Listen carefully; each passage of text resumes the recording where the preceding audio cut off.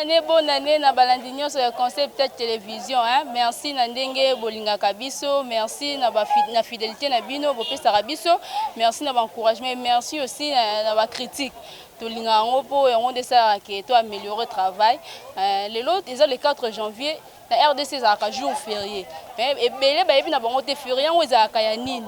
Et on le to tambola, to tuna batu ba yebisa biso soki férié ngo ezalaka ya nini lelo. Donc surtout pena bato ba yebi histoire ya mboka Congo bien ba expliquer biso ebandaka ndenge nini ezalaka nini. To tambola pena lelo to ba férié le 4 janvier ezalaka ya nini.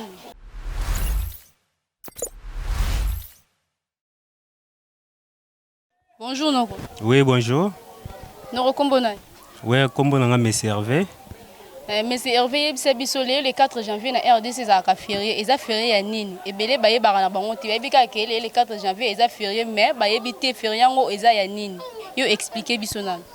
Bon, le 4 janvier, ils ont juste journée où ils ont qui martyr à l'indépendance. Dans les jours où bateau bakoufa pour réclamer l'indépendance ya mboka na biso. Des arrêts le 4 janvier. C'est pour cela que le gouvernement Nabiso a une journée comme férié pour raisonner les martyrs. Donc les martyrs, ce sont des gens là qui sont décédés pour l'intérêt de l'indépendance de Mboka, c'est ça. Bon, martyrs à l'indépendance, c'était à... si je ne me trompe pas... Bon, la date m'échappe. La date m'échappe, mais c'était le 4 janvier. Le 4 janvier, l'année m'échappe plutôt. Se révolter le peuple congolais, la population congolaise, vit que les gens maltraité les noirs, que ça la logo la qui a ezamboka na bango, yango jour wana population congolaise a soit courage wana, ya ko faire ko revendiquer pour na cause indépendance ya moko de to comme indépendant to ndo sala makambo nyonso pour na biso moko, c'est ça. C'est révolté contre banane. C'était contre les blancs dans les Belges parce que bango ndentu ba colonisaki biso vu que pression wana yango te sala pe to indépendance. Deux alaki ba Belge. To revendiquer contre ba Belge, c'est ça. Et ça la ma wapi. Na lieni côté nini. Bon, à l'époque c'était à Léopoldville. Actuellement, Kinshasa, la ville de Kinshasa, à l'époque, on avait Léopoldville. Donc c'était juste dans la place Kassavou-Bouana, juste la place des stades des martyrs. On a dénommé stade des martyrs comme martyrs, mais stade des martyrs plutôt pour les martyrs, on a Koufara dans l'Iéwana. Merci. Bonjour. Papa Kombona. Kombona Kiangani Benjamin. Papa Kiangani Benjamin, yebisa biso lelo eza le 4 janvier, ils a férié na RDC, ils a férié ya nini po ebele ba yebi ke lelo férié mais ba yebi te férié ngo eza ya nini. Yebisa biso na. Bon, selon histoire nde toyokaka ponga pe na monaka te na tana na zalaka te. Mais toyokaka ya ka journée ya martyr d'indépendance. Ba boma batu, ba kata batu mitu place basala martyr wa stade de martyr. On a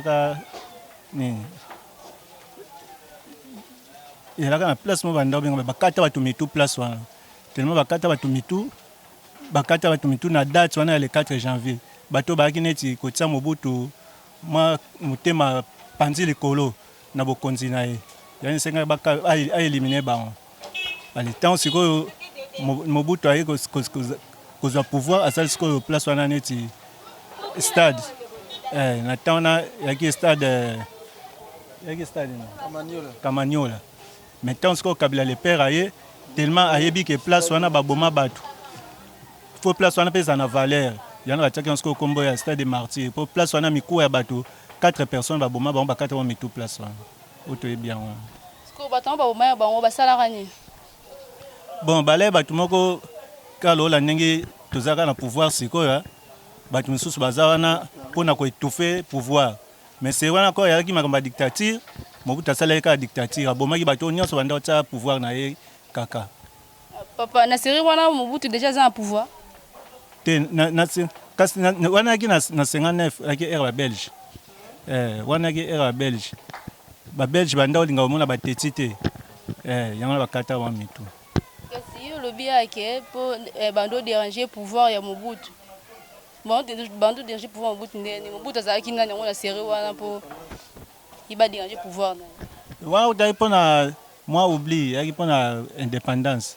Bato banda otsani ti ba Belge kaka. Yani singa ba boma ba ko éliminer ba. Bando ti Belge kaka kota na fo o expliquer nga moi bien bando ti Belge kaka na ndenge ni. Biso mbombo kana eza biso ba Belge ba ya na mboka na biso bombo otsa mo kaka ndenge ni. Biso ba noir balinga ba koma indépendant. Bon bango ba Belge balinga ba diriger kaka ba noir. Tellement banda ke te so to longoli mutu oyo na mutu ona mutu oyo biso ba Belge to tikala libre. Yango comme ba éliminer ti bato ba laine ti bateti. Na ligne wana nyonso na ba Lumumba pe bazalai. Ba na ligne ba teti wana. Bato nyonso ba se révolter ki wana bato nyonso ba kataka mitu wana na azaka leader na bango. Na apesa po idée e uta pa mutu moko. Mutu moko apesi idée nde bato nyonso ba nyonso na apesa idée wana ya okene na ko sa mobulu wana. Yaki na ti type wana ndo ya Kimba. Lumumba te Kimba. Kimba yenda ki leader ya 4 bato bakata mutu. Mais yende bila la leader.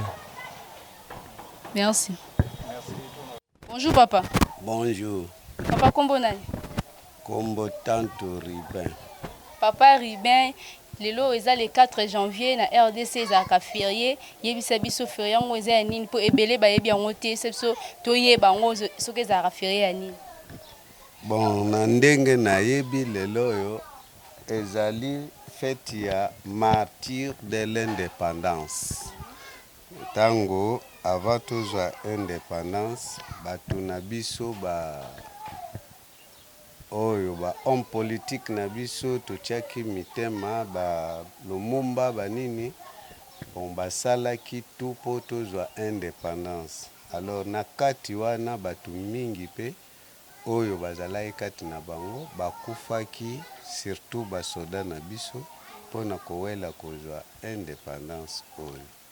C'est pour cela bapesi yango martyr de l'indépendance ezaki le 4 janvier organisé que ezala jour mémorable po tokanisa avant tozwa indépendance nini elekelaki biso.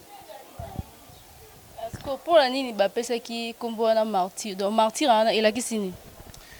Bon, martyr elakisi puisque na ndenge nga nayebeli pona kati batu bakufaki. Donc tango bakufaki wana bakufaki pona bolamu na bango te, bakufaki pona bolamu ya motu nyonso aza na kati ya pays Congo.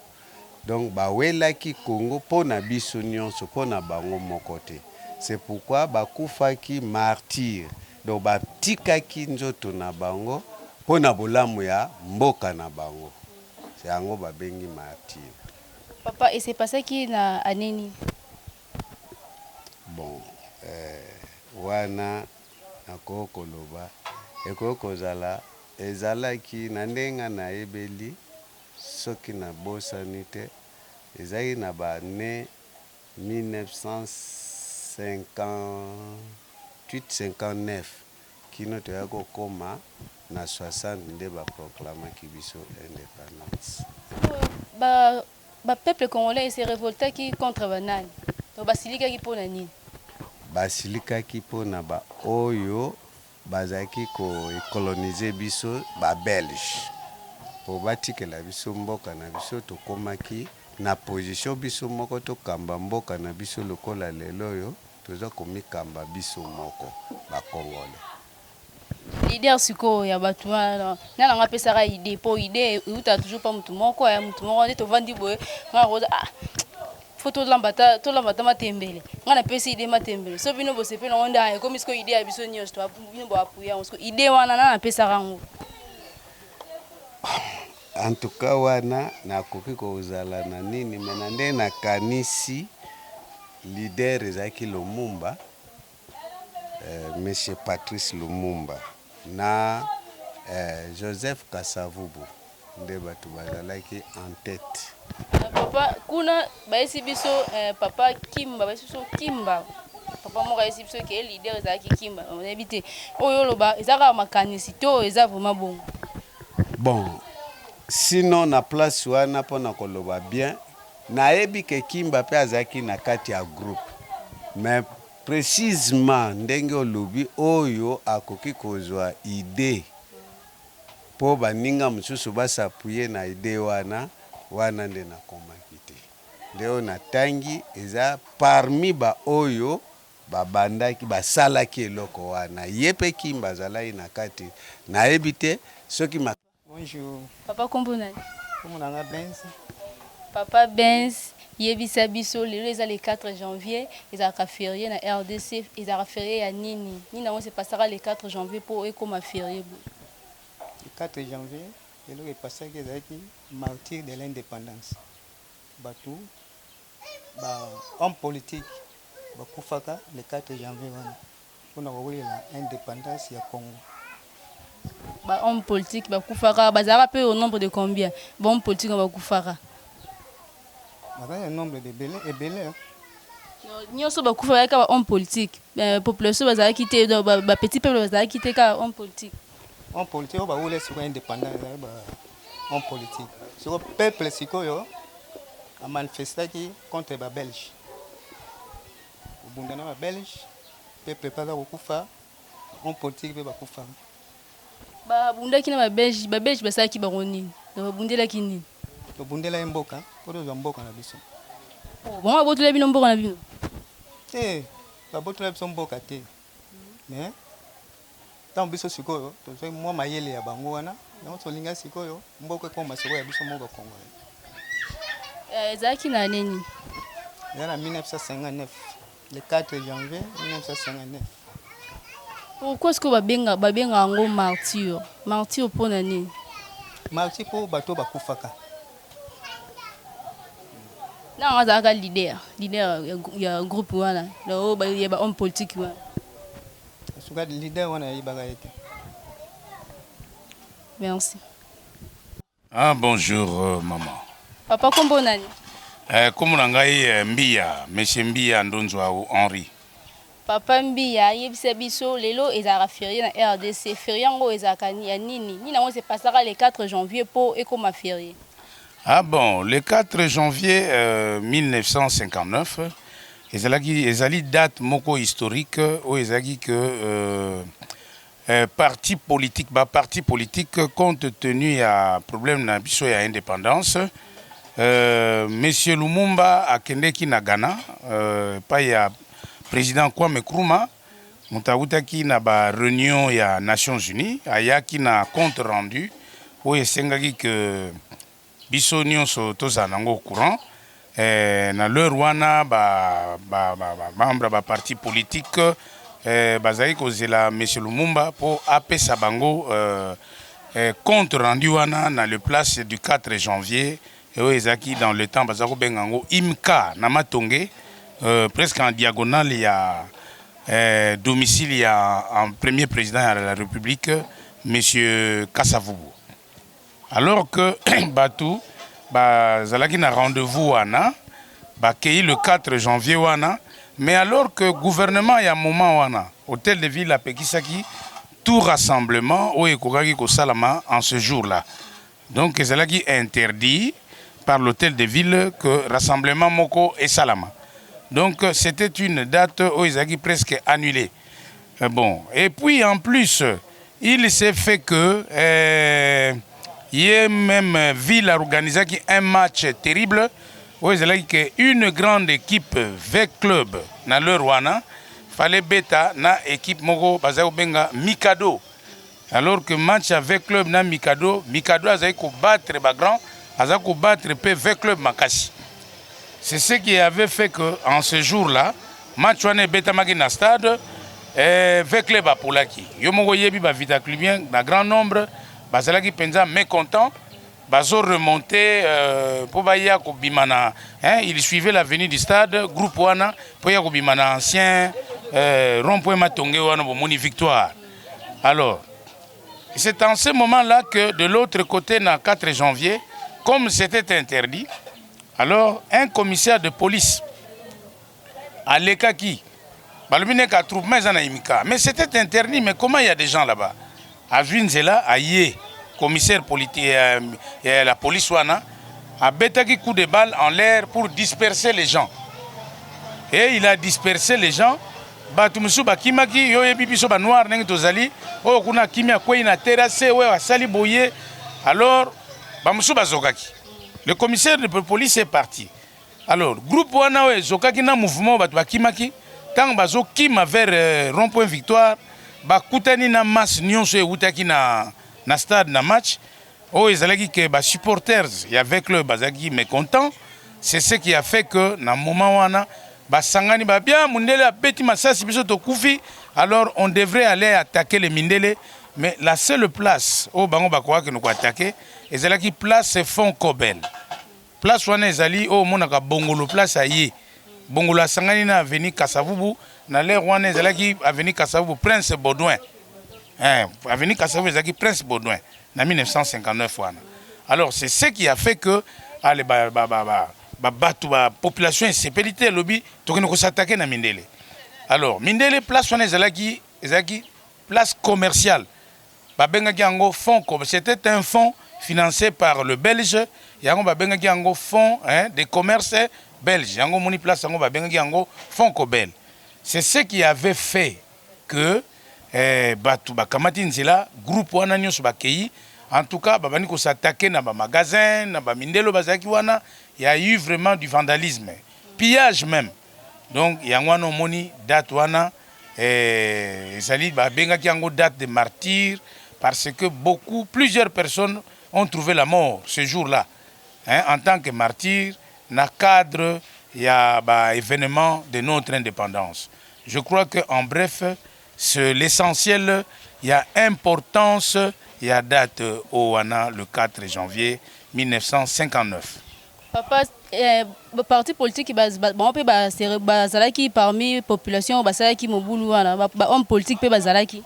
Ah bon, officiellement en ce moment-là, on ne pouvait pas dire cela parce que dans la politique, les gens qui faisaient la politique, il y a leur wana. C'était des gens intègres, des vrais intellectuels, des vrais gens qui avaient vraiment besoin, pas de ces histoires-là, mais ils avaient besoin de l'indépendance. C'était tout le monde qui avait demandé l'indépendance. Mais je ne crois pas que parmi ces gens-là, il y avait de politiciens reconnus, ces manifestants qui non. C'était seulement la population. C'est ce que nous pouvons dire. Mais kuna ba esibiso ke ezaki na homme politique nde bazaki wana pe leader na bango ezaki Kimba misusu babi kuna Lumumba donc na nsiko azolo babosolo po na yo papa o esibiso population kaka oui kuna ba esibiso ba homme politique donc tondima banani. Mais je veux vous assurer que en ce jour-là aucun politicien n'était arrivé sur place. Même le président Kasavubu en tant que parce qu'il y a leur wana azako travailler déjà dans l'état et c'est là qui est interdit pour na koma wana parce que s'il y a une interdiction et c'est que les politiciens, surtout leaders, les gens ont attendu Lumumba qui n'est pas venu. Parce que s'il y avait des émissaires qui sont arrivés, il y a qui peuvent panzana, meeting exactel quoi est interdit. Donc nous ne pouvons pas, nous n'avions pas le droit. Ils ne connaissent pas l'histoire de notre pays. Il y a un monique, Bazo Tangaka, Kimba, Evariste Kimba. Non, ce n'est pas un problème qui avait été excité par. C'était le mécontentement seulement de la population. Au monique Tango Bazoki, la masse est incontrôlable. Batubakoma na dégro ezali ke passa la revanche na bango. Mais l'affaire n'avait pas été prévue par des politiciens que le 4 janvier, il doit y avoir ce qu'il y a eu. Non, c'est la masse. La masse est incontrôlable, boye biango. C'est la masse qui a pris l'efficacité, et puis monaki que c'est le moment, ils se sont vengés de cette manière-là. Mais vraiment, quand les gens disent que ce sont les politiciens, attention, les politiciens de ce moment-là étaient de véritables politiciens. Nous n'avions pas le droit de leur porter cette responsabilité. Parce que ça n'avait pas été prévu en politique, des grands politiciens qu'ils étaient, par leur nom, nous organiser non, ce n'était pas cela. La population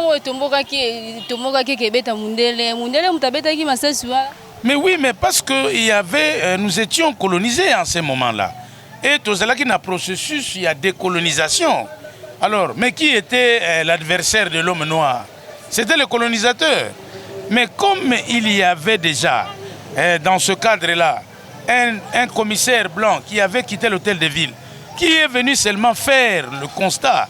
Il est venu seulement pour Ayo Amona Yemoko. Il a tiré en l'air. Alors, d'autres massacres qui se sont ensuivis, c'est dans le cadre de l'attaque, des attaques des magasins. Ils ont répondu par des tirs, par exemple, pour se protéger aussi.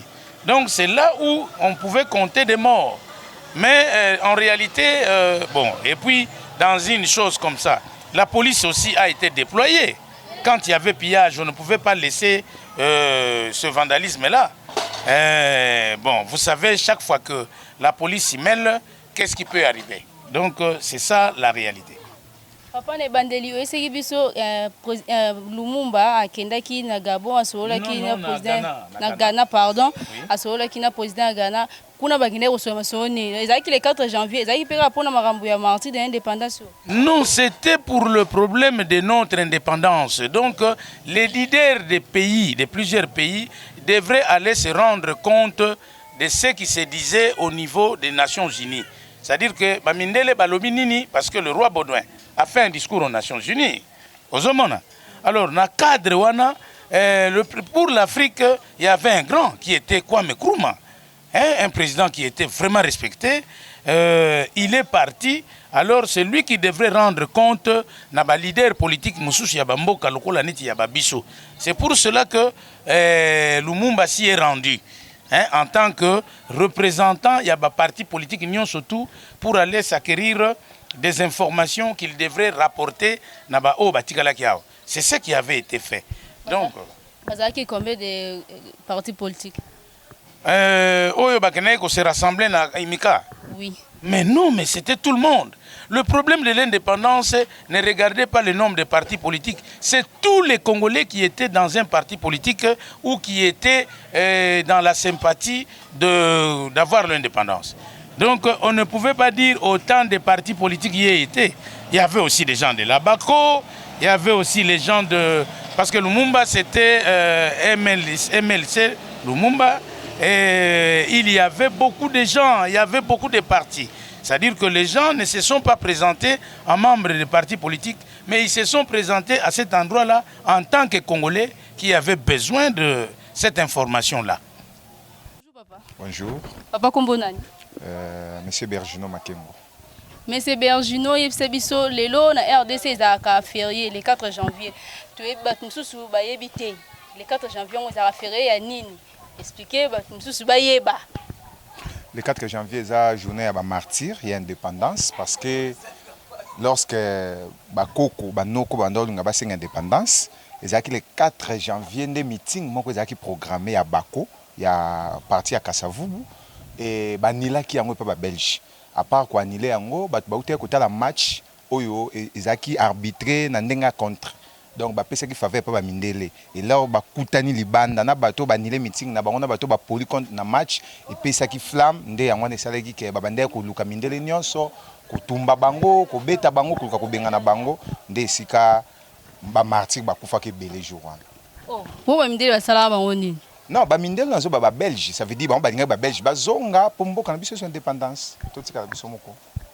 Et ça m'a nini. Et ça m'a le 4 janvier 1959. Et ça m'a la place ni dans commune nini.